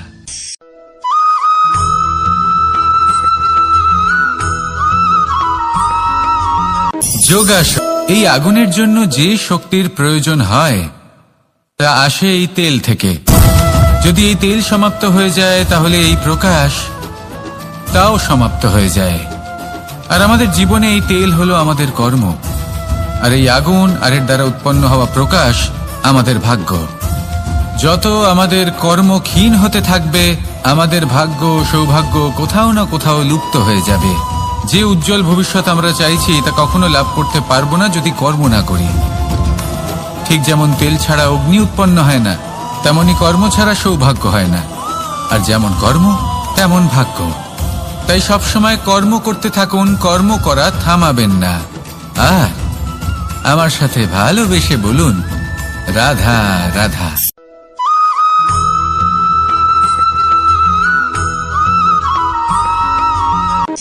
কোনো ব্যক্তির ব্যক্তিত্ব কিভাবে তৈরি হয়? আপনার কি মনে হয় যে ব্যক্তি জন্ম থেকে তার স্বভাব নিয়ে জন্মায়? নাকি আপনার মনে হয় যে এই প্রকৃতি ব্যক্তির জন্য তার নিয়তি রচনা করে? না, এরকম একেবারেই হয় না। আমি আপনাকে বোঝাচ্ছি। যখনই বৃষ্টি পড়ে কোনো বিন্দুর দিকে দেখবেন। এবার এই বিন্দু যেখানে পড়ছে তার উপরে নির্ভর করছে তারপর কি হবে। যদি এই বিন্দু পড়ে কোনো ক্ষেতের ওপরে, তাহলে কোনো নতুন ফসলের জন্ম দেবে। যদি সেই গরম কড়াইতে পড়ে তাহলে বাষ্পীত হবে। যদি সে কোনো সাপের মুখের ভেতরে পড়ে তাহলে বিষ তৈরি হবে। ঝিনুকের ভেতরে পড়লে মুক্ত তৈরি হবে। যদি কোনো পাতার ওপরে পড়ে তাহলে শিশির তৈরি হবে। একই বিন্দু, কিন্তু তার সঙ্গত তার ভবিষ্যৎ এবং ব্যক্তিত্ব নির্ধারণ করবে। এবার এটা তো শুধুমাত্র এক বিন্দু, তার কাজ হলো শুধুমাত্র পড়া। কোথায় সেটা সেও নির্ধারণ করতে পারে না। কিন্তু আপনি হলেন মানুষ। আপনি বাছাই করতে পারবেন যে আপনার সঙ্গী কারা হবে, কাদের সাথে আপনি মেলামেশা করে বড় হবেন। তাই তা ভালোভাবে করুন, কারণ এই নির্বাচন আপনার হাতে, কারণ এই জীবন আপনার, ভবিষ্যৎ আপনার। এবার আপনি মহান হতে চান কি না তার নির্ণয় আপনাকেই করতে হবে। আসুন আমার সাথে ভালোবেসে বলুন, রাধা রাধা।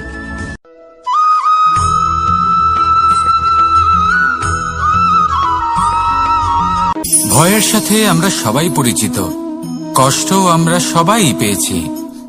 কখনো কখনো আমরা অসুস্থ হয়ে পড়ি, আর এমন সময় হলে মাতার মমতা, কখনো বাবার স্নেহ, কখনো বন্ধুদের পাশে থাকার অনুভূতি আমাদের রোগ নিরাময়ে সাহায্য করে। কখনো যদি আমরা নিরাশ হয়ে পড়ি, তখন যদি আমাদের কোনো আপনজন আমাদের দুটো ভালো কথা বলে, তখন আমাদের মনোবল বেড়ে যায়। ঠিক তেমন সংসারের এই রঙ্গমঞ্চে যদি আপনি পীড়িত অনুভব করেন, কিছু শুভ কথা আলোচনা করুন। কিছু স্তুতি গান করুন। কিছু মুহূর্তের জন্য হলেও নিজের ইষ্টদেবের কথা স্মরণ করুন আর প্রার্থনা করুন। সাহস বাড়বে, শক্তিও বৃদ্ধি পাবে এবং সামনে এগিয়ে চলার পথও দেখতে পাবেন। তখন এই মন প্রসন্ন হয়ে বলবে, রাধা রাধা।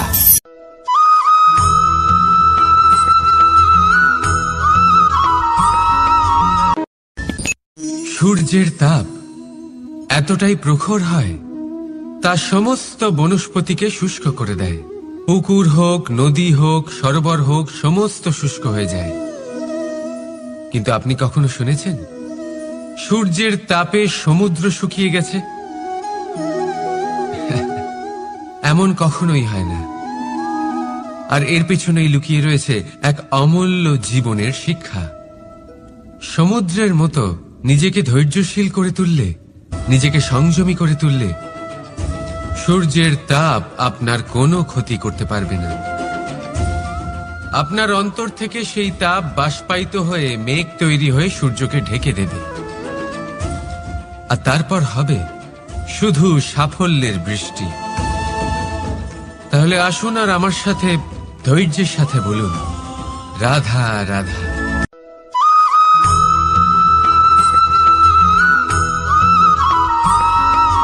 মানুষের জীবনে দুই ধরনের আবেগ থাকে যা চিরকাল তার সাথে বসবাস করে। প্রথম, স্বপ্ন। দ্বিতীয়, অজুহাত। মানুষ হাজার হাজার স্বপ্ন দেখতে পারে। আমাকে এই কাজ করতে হবে, আমাকে ওখানে ঘুরতে যেতে হবে, আমার জীবনে এই অসম্ভব কাজ বাস্তবায়িত করে দেখাতে হবে, আদি ইত্যাদি। এবার ঠিক যেমন স্বপ্ন দেখেন, সেইভাবে অজুহাতও খুঁজে নিয়ে আসেন। আমি এই স্বপ্ন পূরণ করতে পারলাম না, কারণ আমাকে কেউ সাহায্যই করল না, কারণ আমি দুর্বল হয়ে পড়েছিলাম, কারণ আমার কাছে সময়ই ছিল না, আদি ইত্যাদি। এবার সাফল্য এবং অসফলতার মাঝখানে এই ধরনের সংঘর্ষ হতে থাকে। সাফল্য তখন লাভ করা সম্ভব যখন আপনার স্বপ্ন আপনার অজুহাতের থেকে অনেক বড় হয়, আর অসফলতা তখন পাবেন যখন আপনার অজুহাত আপনার স্বপ্নের থেকে অনেক বড় হয়। আপনি যদি সাফল্য লাভ করতে চান, তাহলে চেষ্টা করতে থাকুন, পরিশ্রম করুন। যদি অসফল হন, তাহলে ভয়ভীত হওয়ার কোনো প্রয়োজন নেই। নিজের ভুল বুঝুন, তাকে শুধরে নিন, আবার চেষ্টা করুন। কিন্তু যদি নিজের জীবনে অজুহাত নিয়ে আসেন, তখন স্বপ্ন কখনো পূরণ হবে না। আসুন আমার সাথে ভালোবেসে বলুন, রাধা রাধা।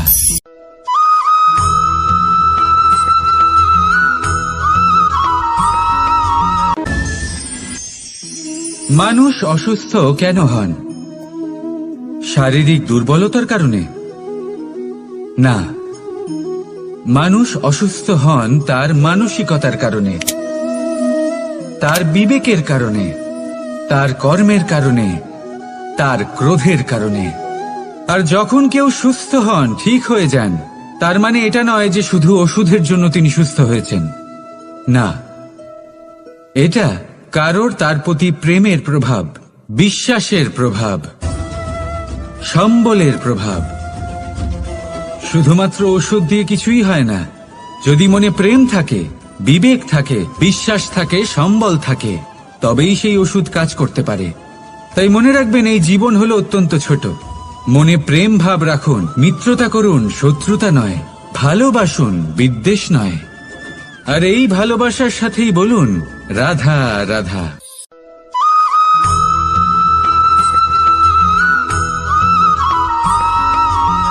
জীবন কিসের উপর নির্ভরশীল? ধনের ওপর, বৈভবের ওপর, নিঃশ্বাসের ওপর?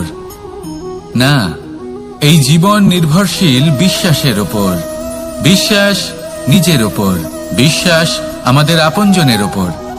কিন্তু যখন এই বিশ্বাস ভেঙে যায়, তখন মানুষের মনও ভেঙে যায়, আর তারপর সে অন্য কিছু করতেই পারে না। তখন কি করা যেতে পারে? 3টে কাজ আছে যা আপনি করতে পারেন। প্রথম, ভালোবাসা। যাকে আপনি ভালোবাসেন, যারা আপনাকে ভালোবাসে, ভুল যারই হোক না কেন, তার কাছে ক্ষমা চাইতে কখনোই সংকোচ বোধ করবেন না। দ্বিতীয় হলো বিশ্বাস। যারা আপনাকে ভালোবাসেন, আপনাকে বিশ্বাস করেন, তাদের বিশ্বাস কখনো ভাঙবেন না।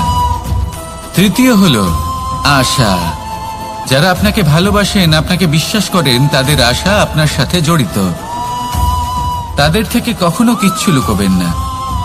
এই তিনটে কাজ করুন আর এই জীবন সুপ্রসন্ন হয়ে বলবে, রাধা রাধা।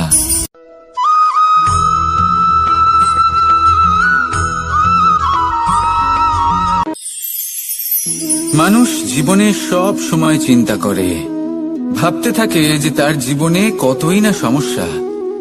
তারপরে নিজের আশেপাশে দেখে আর ভাবে যে সবাই কত প্রসন্ন, শুধু আমার জীবনেই সমস্যা আছে। কিন্তু বিষয়টা তা নয়।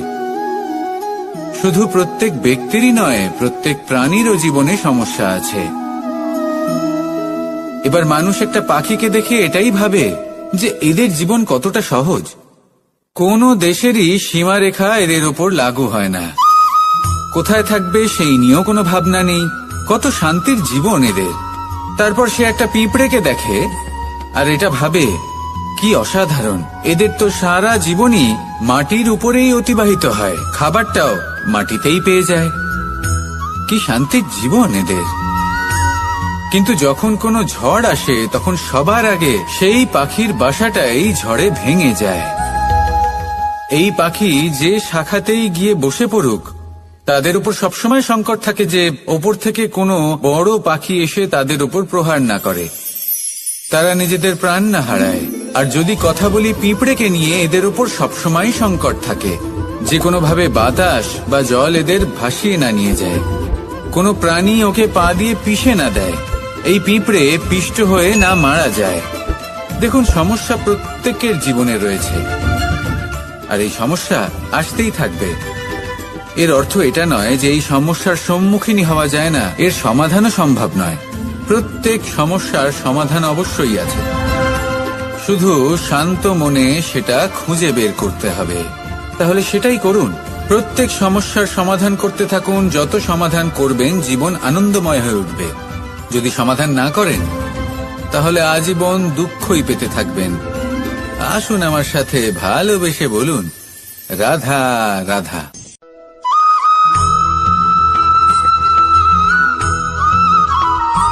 প্রেম হলো এই সংসারের সবথেকে বড় ঢাল এবং সবথেকে বড় অস্ত্র। এই প্রেম ছাড়া না কোনো ন্যায় হয় আর না কোনো শাস্ত্র, না জীবন আছে আর না অন্ত।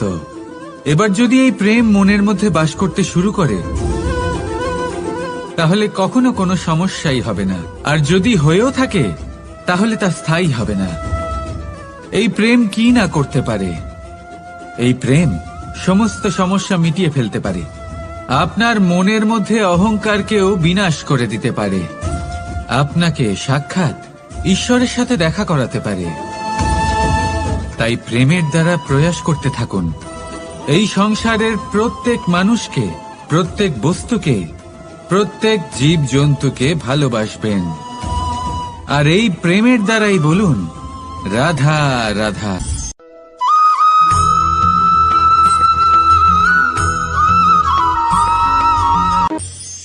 মানুষ এক অত্যন্ত বিচিত্র প্রাণী। পরিকল্পনা করে, ষড়যন্ত্র করে, প্রচেষ্টা করে, কাউকে পরাজিত করার চেষ্টাও করে।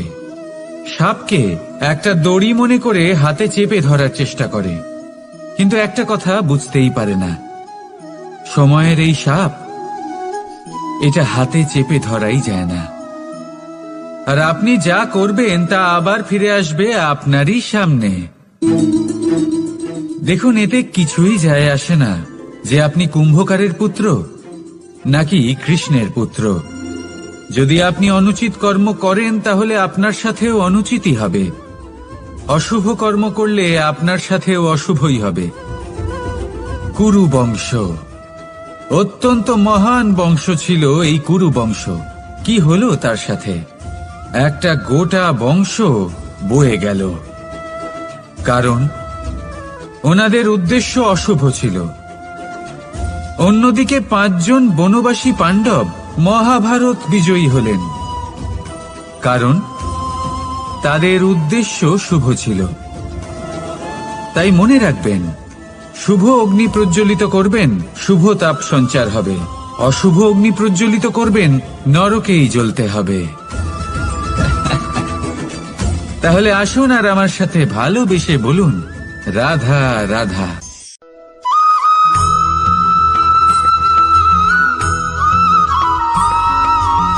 প্রেম এই সংসারে এসেছিল এই সংসারকে প্রেমের শিক্ষা দেওয়ার জন্য, এই জীবনের সুখের অনুভূতি আসলে কি তা শেখানোর জন্য। কিন্তু যদি সত্যি কথা বলি, তো আমি নিজেই প্রতিদিন প্রেমের নতুন নতুন স্বরূপ দেখতে পাই। প্রেমের একটা নতুন অনুভূতি প্রত্যেক নতুন দিনে। আর তার কারণ হলো এই প্রেম অনন্ত, এ হলো দৈব। প্রেম হলো এই সংসারের সবথেকে বড় ঢাল এবং সবথেকে বড় অস্ত্র। এই প্রেম ছাড়া না কোনো ন্যায় হয় আর না কোনো শাস্ত্র, না জীবন আছে আর না অন্ত। এবার যদি এই প্রেম মনের মধ্যে বাস করতে শুরু করে, তাহলে কখনো কোনো সমস্যাই হবে না। আর যদি হয়েও থাকে, তাহলে তা স্থায়ী হবে না। এই প্রেম কি না করতে পারে? এই প্রেম সমস্ত সমস্যা মিটিয়ে ফেলতে পারে।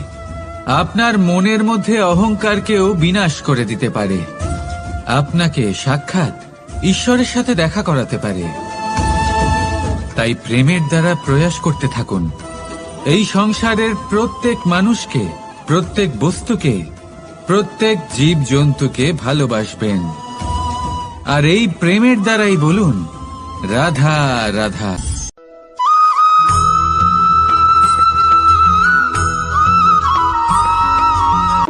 জীবনে এমন কিছু কাজ রয়েছে যা আপনাকে একাই করতে হয়, আর এমন কিছু কাজ রয়েছে যা আপনাকে একসাথে মিলে করতে হয়, একজোট হয়ে, সঙ্গবদ্ধ হয়ে।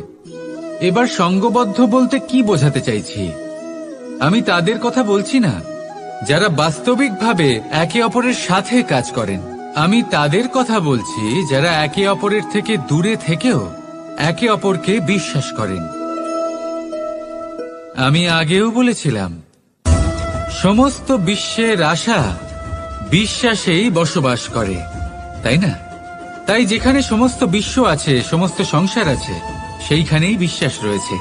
তাই আপনার আশেপাশে এমন দল সঙ্গবদ্ধ করুন যাদের আপনার উপর বিশ্বাস আছে আর যাদেরকে আপনি বিশ্বাস করতে পারেন। তাহলে আসুন আর আমার সাথে ভালোবেসে বলুন, রাধা রাধা।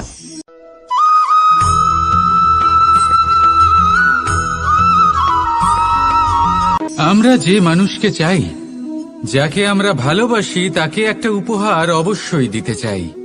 এমন এক উপহার যা ওনার ভালো লাগবে, যা শ্রেষ্ঠ হবে, অতি প্রিয় হবে, বহুমূল্য হবে, বা বলতে পারেন মূল্যবান হবে। তাই আমরা কি করি? আমরা বাজারে যাই, তার জন্য স্বর্ণ, আভূষণ, হিরে, মুক্তো এইসব নিয়ে আসি। কিন্তু এটাই কি সর্বশ্রেষ্ঠ উপহার? কখনোই না। সর্বশ্রেষ্ঠ উপহার হলো স্বাধীনতা। তাকে নিজের মনের মতো বাঁচার স্বাধীনতা। যদি আপনি কাউকে স্বাধীনতা না দিতে পারেন, তাহলে সে কোথাও না কোথাও বন্দী হয়ে যায়, তার বিকাশ কোথাও না কোথাও আটকে যায়।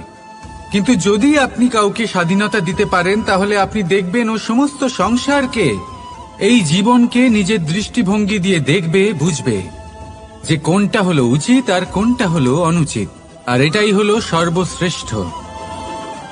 আর এবার যদি কাউকে স্বাধীনতার মাধ্যমে এত বড় একটা শক্তি দিতে পারেন, তাহলে আপনি আমাকে বলুন, এর থেকে বড় উপহার আর কি হতে পারে? আসুন আর আমার সাথে ভালোবেসে বলুন, রাধা রাধা।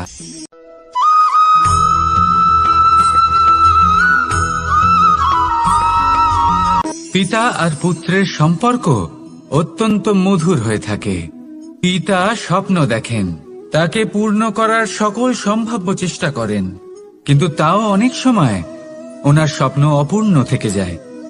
তখন পিতা ভাবেন যে স্বপ্ন উনি পূর্ণ করতে পারেননি, ওনার সন্তান তা অবশ্যই পূরণ করবে। যে স্থানে উনি কখনো পৌঁছতে পারেননি, সেই স্থানে ওনার পুত্র অবশ্যই পৌঁছবে। পিতা নিজের সন্তানের ভবিষ্যৎ নিয়ে সেই স্বপ্ন দেখেন, আর যখন সেই সন্তান সামনে এগোতে থাকে তখন তার দুঃখ হয় না, বরং গর্ব হয়। ওনার ভালো লাগে এটা দেখে যে ওনার সন্তান অনেক উন্নতি করছে। কিন্তু যখন সন্তান নিজের অভিভাবকের শক্তি দেখে, তার যশ দেখে হিংসা করতে থাকে, সমস্যা সেইখানেই শুরু হয়। সেই জন্য সকল সন্তানকে এটা মনে রাখতে হবে, দেখুন পুত্র হবার সুবাদে এক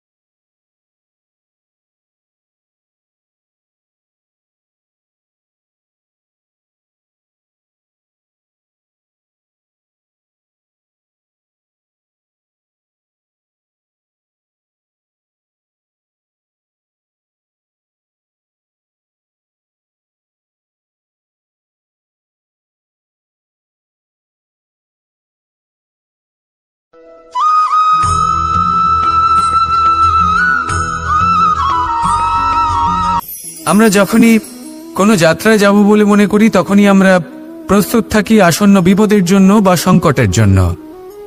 যেমন যদি আমাদের মনে হয় যে আজকের পরিবেশ খুব ঠান্ডা হবে, তাহলে আমরা গরম বস্ত্র ধারণ করি বা সেটাকে সাথে নিয়ে যাই।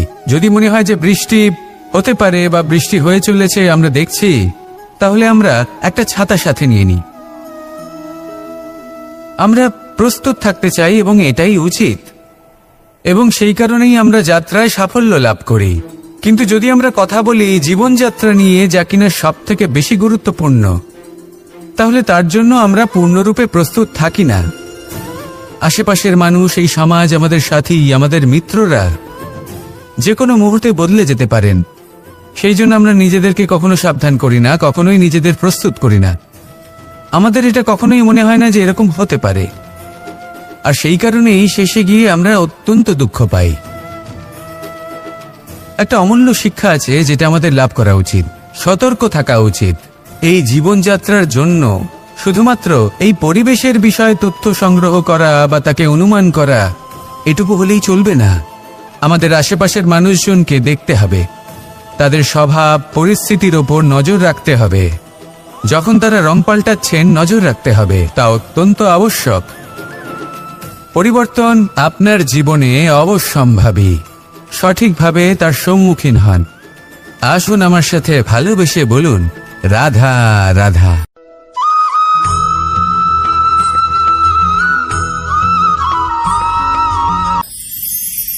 ঈশ্বর আসলে কে? সংসারের বেশিরভাগ মানুষের কাছে ঈশ্বর হলেন এই সংসারের রচয়িতা, পালনকর্তা। কারোর কাছে উনি জ্ঞাতা, কারোর কাছে উনি হলেন আস্থার প্রতীক, আবার কারোর জন্য শুধুমাত্র অন্ধ বিশ্বাস। কিন্তু এই ঈশ্বর কি কোনো শরীর, নাকি একটা বোধ, নাকি শুধুই শ্রদ্ধা? ঈশ্বর হলেন তিনি যিনি হলেন আপনার ইষ্ট। সেই জন্যই তো গুরু, মাতা, পিতা এনাদেরও ঈশ্বরই বলা হয়েছে। যাদেরকে আমরা ঈশ্বর বলে মনে করি, যারা আমাদের ইষ্ট, তারা আমাদের একটি পথ দেখান, একটি দিকে চালিত করেন। সেই পথে চলে আপনি শুভ কর্ম করতে পারেন। আর যখন কোনো ব্যক্তি তার ঈশ্বরের আদেশ পালন করেন, তখন সে নিজে থেকেই শুভ পথে অগ্রসর হয়ে যান।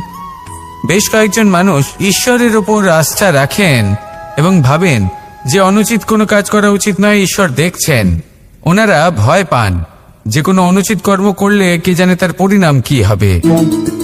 এমন অনেক ব্যক্তি রয়েছেন যারা ঈশ্বরকে বিশ্বাস করেন এবং জানেন যে ঈশ্বর তাদেরকে দেখছেন, তাই যে যে শুভকর্ম ওনারা করেছেন তার ফল তারা অবশ্যই পাবেন। এবার আপনি ভয় পেয়ে ঈশ্বরকে বিশ্বাস করবেন, নাকি বিশ্বাসের দ্বারা ঈশ্বরকে বিশ্বাস করবেন, সেই সিদ্ধান্ত আপনারই।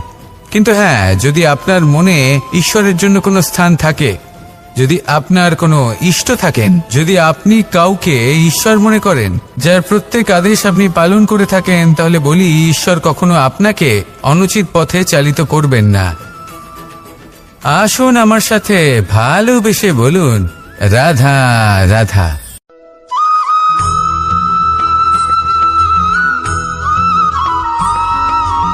আমি রথে যাত্রা করি। বারবার থেমে আপনাকে দেখতে হবে, নিজেকে কিছু প্রশ্ন করতে হবে।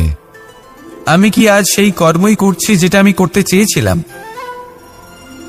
আমি কি আজ সেই জীবন যাপন করছি যেমন আমি যাপন করতে চেয়েছিলাম? যদি এই প্রশ্নগুলোর উত্তর হ্যাঁ হয়, তাহলে এগোতে থাকুন, নয়তো থেমে যান এবং বিচরণ করুন। মনে রাখবেন, এই সংসার অত্যন্ত জটিল, আর এতে হারিয়ে যাওয়া অত্যন্ত সরল। সেই জন্য নিজে থেকে বারবার থামা এবং জীবন চিন্তন করা অত্যন্ত আবশ্যক। তাহলে সেটাই করুন, আর আমার সাথে ভালোবেসে বলুন, রাধা রাধা।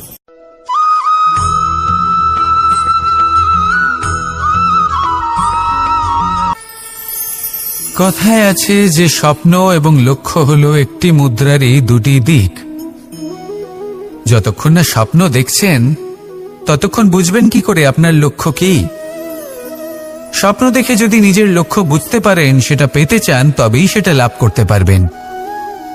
কিন্তু স্বপ্ন এবং লক্ষ্য, এই দুইয়ের মধ্যে একটা ভারসাম্য রয়েছে, যেটা বজায় রাখা প্রয়োজনীয়। একে আমরা বলে থাকি পরিশ্রম। দেখুন, যদি আপনি স্বপ্ন দেখতে চান, তাহলে পরিশ্রম ত্যাগ করে নিদ্রা লাভ প্রয়োজন।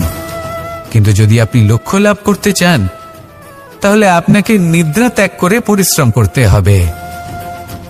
তাই আলস্য ত্যাগ করুন এবং সিদ্ধান্ত নিন যে আপনি কি চান। আপনার জীবনের এই তুলাদণ্ডে স্বপ্নের পাল্লা ভারী হওয়া প্রয়োজন নাকি লক্ষ্যের? আমার মতে এই দুইয়ের মধ্যে যদি ভারসাম্য বজায় রাখেন, তবে পথ নিজে থেকেই সামনে আসবে। শুধু সেই পথে অগ্রসর হতে থাকুন এবং আমার সাথে ভালোবেসে বলুন, রাধা রাধা।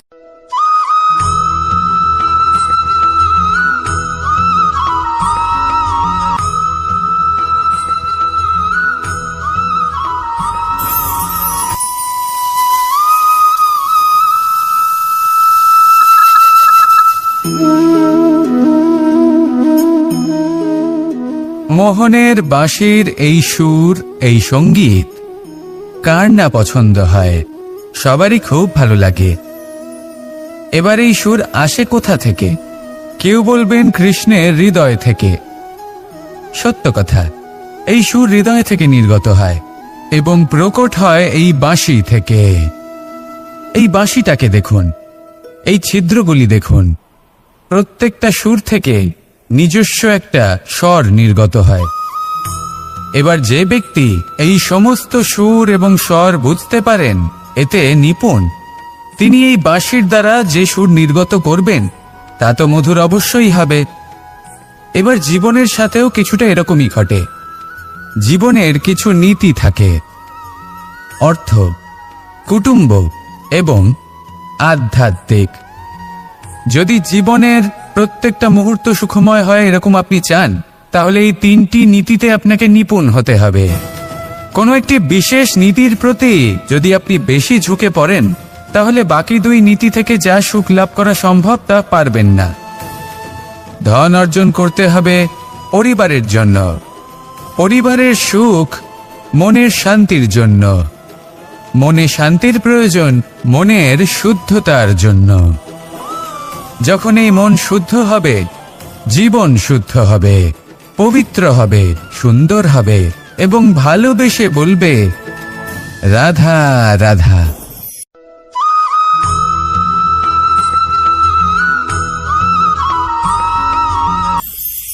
আপনারা সবাই একটা গাছের পাতাকে দেখুন। যতক্ষণ পর্যন্ত ও গাছের সাথে, মানে গাছের ডালের সাথে জুড়ে থাকে, সে সবুজ থাকে, বাতাসের সাথে সে নড়তে থাকে। যতক্ষণ পর্যন্ত ও সূর্য থেকে পাওয়া রশ্মির শক্তি গাছে পৌঁছে দেয়, ততক্ষণ ও ডালের সাথে যুক্ত থাকে। কিন্তু যখন সেই পাতা শুকিয়ে যায়, তখন তার কোনো গুরুত্ব থাকে না। সেই পাতা গাছের ডালে এবং বৃক্ষের কাছে বোঝা হয়ে থেকে যায়। এবং এমন এক সময় আসে যখন সেই ডালটি শুকনো সেই পাতাকে পরিত্যাগ করে। এটাই আমরা এই প্রকৃতিতে দেখি এবং এটাই হলো সত্য।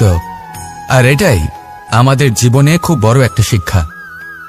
যদি আপনিও নিজের জীবনে নিজের আপনজনদের কাছে বোঝা স্বরূপ হয়ে দাঁড়ান, তাহলে তারা আপনাকে যতই ভালোবাসুক না কেন, ওনারা যদি নাও চান, তাহলেও এমন এক দিন আসবে যখন আপনার আপনজন আপনাকে পরিত্যাগ করবে।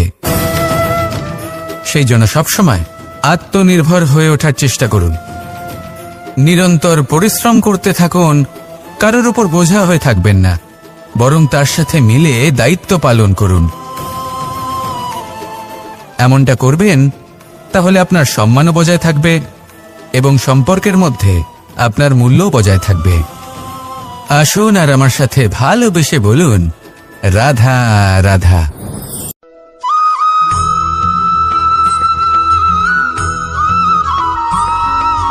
এই শুকনো পাতাটিকে দেখুন, নিষ্প্রাণ হয়ে পড়েছে। কোনো একটা সময় এই পাতাটি একটা গাছের ডালে ছিল। সেই গাছ ওর লালন পালন করত। যখন যখন বাতাস বইত, এই পাতায় কম্পন দেখা দিত, মনকে প্রফুল্ল করে তুলত। কোনো একদিন এই পাতা গাছের ডাল থেকে ঝরে পড়ে গেল। নিঃসন্দেহে ও নিজের স্বাধীনতা পেল, কিন্তু আস্তে আস্তে শুকিয়ে গেল, নিষ্প্রাণ হয়ে গেল। দেখুন, আমি এই কথা বলছি না যে স্বাধীনতা অনুচিত, কখনোই না। কিন্তু যে কোনো পরিস্থিতিতে স্বাধীন হতে চাওয়া এটা নিশ্চিতরূপে অনুচিত। আমরা যদি আমাদের জীবনে পরিবারের গুরুত্ব ভেবে দেখি, তাহলে এই পরিবারে যতই মতভেদ থাকুক না কেন, যতই মনোমালিন্য থাকুক না কেন, যতই বিবাদ থাকুক না কেন, এই সব মিটিয়ে নেওয়া অত্যন্ত প্রয়োজনীয়। সেই সবকিছু সমাপ্ত করা অত্যন্ত প্রয়োজনীয়। কখনো এই পরিবারকে ভাঙতে দেবেন না, কখনো এই পরিবার থেকে দূরে চলে যাবেন না।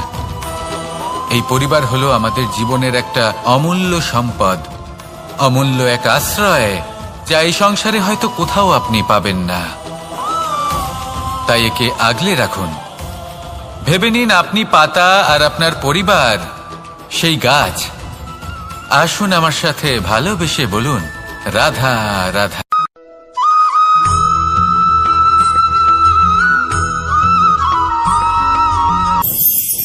প্রেম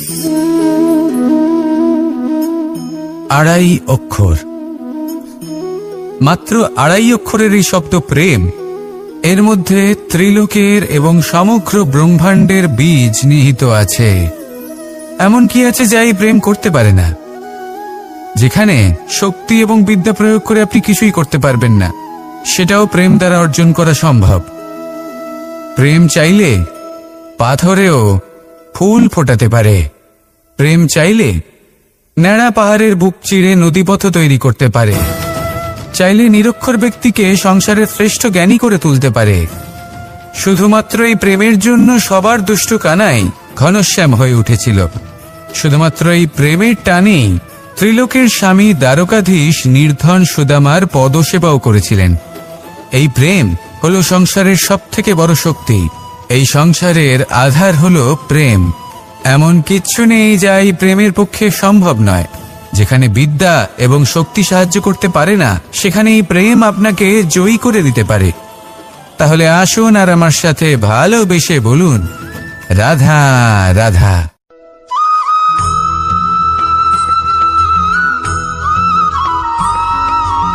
দীপাবলি আমাদের সবথেকে বড় উৎসব।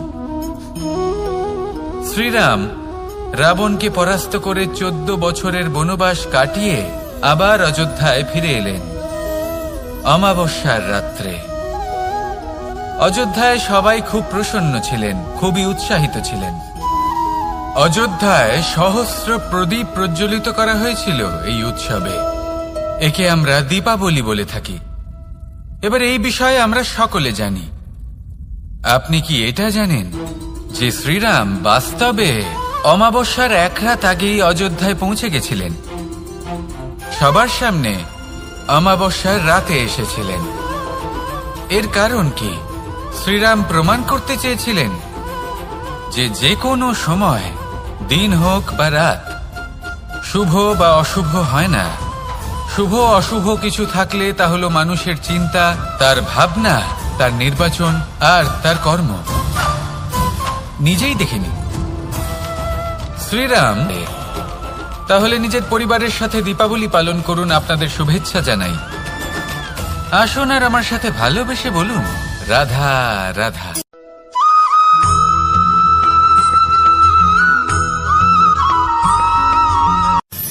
মানুষের এই জীবন, মানুষ জন্ম নেয়, একটা নির্দিষ্ট সময়ের পরে এই সংসার ত্যাগ করে চলেও যায়। এবার শুধু এটাই আবশ্যক নয় যে এই জীবনকালকে আপনি যাপন করবেন, শুধু এটাই গুরুত্বপূর্ণ নয়। আবশ্যক এবং গুরুত্বপূর্ণ হলো এটা যে এই জীবনকালে আপনি এমন কিছু করেন যাতে এই সংসারের মঙ্গল হয়, যাতে এই সংসার আপনাকে মনে রাখে, আপনার থেকে প্রেরিত হয়, আপনার মতো হতে চায়। প্রত্যেক বছর আপনার জন্মতিথির অপেক্ষা করে, এমনভাবে আপনার জন্মদিন পালন করে যাতে সেটা মহোৎসবের আকার ধারণ করে। এবার এই জন্মদিন এমনি এমনি মহোৎসবে পরিণত হয় না। তখন হয় না যখন কোনো ব্যক্তি রাজার রূপে বা কোনো গোয়ালার রূপে জন্মগ্রহণ করে। তখন পরিণত হয় যখন একজন মানুষ জন্মগ্রহণের পরে এই সংসারকে কোনো শিক্ষা দিয়ে যান। কিভাবে একজন মানুষ গোয়ালা থেকে রাজা হতে পারে, কিভাবে একজন মানুষ অসত্য থেকে সত্যের পথে চলতে শুরু করেন, অধর্ম থেকে ধর্মের পথে চালিত হতে পারেন, কিভাবে অন্ধকার থেকে প্রকাশের দিকে যেতে পারেন, কিভাবে নিজের আত্মাকে পরমাত্মার সাথে মিলিত করতে পারেন। তা সে রামনবমী হোক বা জন্মাষ্টমী হোক, তাদের জীবনের সাথে জড়িত প্রত্যেক মুহূর্ত একটা পরবের আকার ধারণ করে। তাহলে আপনিও এইভাবে নিজের জীবন যাপন করতে থাকুন। এই সংসারে শুধু ভালোবাসা বিতরণ করুন, কিছুটা এমন ভাবে বিতরণ করুন যাতে আপনি এই সংসার থেকে চলে যাওয়ার পরেও এই সংসারে আপনি শুধুই ভালোবাসা বিতরণ করতে পারেন। যদি আপনি এরকম করেন, সংসারকে প্রেরণা দেন, তাহলে আপনার জীবনও রাধা কৃষ্ণের প্রেমের মতোই অলৌকিক এবং দৈব হয়ে উঠবে। আসুন আর আমার সাথে ভালোবেসে বলুন, রাধা রাধা।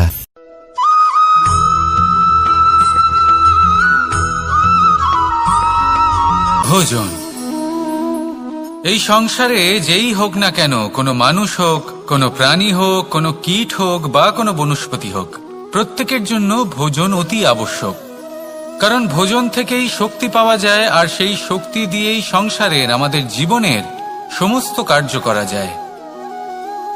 এবার এমন এক ধরনের শক্তি হয় যা শীতের ঋতুতে সূর্য থেকে আমরা পেয়ে থাকি, আর আরেক ধরনের উত্তাপ হয় যা দিয়ে ভোজন রান্না করা হয়, সুস্বাদু নানান ধরনের ভোজন। এবার অত্যন্ত গুরুত্বপূর্ণ হলো যে ব্যক্তি সেই ভোজন বানাচ্ছেন তার মানসিক পরিস্থিতি এবং সেই ব্যক্তি যিনি ভোজন গ্রহণ করছেন তার মানসিক অবস্থা। যখনই আপনি ভোজন বানাচ্ছেন তখন ভালোবাসার সাথে কাজটা করুন, ধন্যাত্মক ভাব নিয়ে, সৎ ভাবনার সাথে, কারণ আপনার এই মানসিক স্থিতি শক্তির আকারে সেই খাদ্যের সাথে মিলেমিশে যায়।